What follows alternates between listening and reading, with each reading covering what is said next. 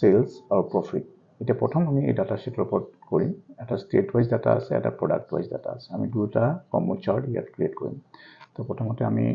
এটো সিলেক্ট কৰি এটো আমি ক্ৰিয়েট কৰিম এটা আমি সিলেক্ট কৰি ললো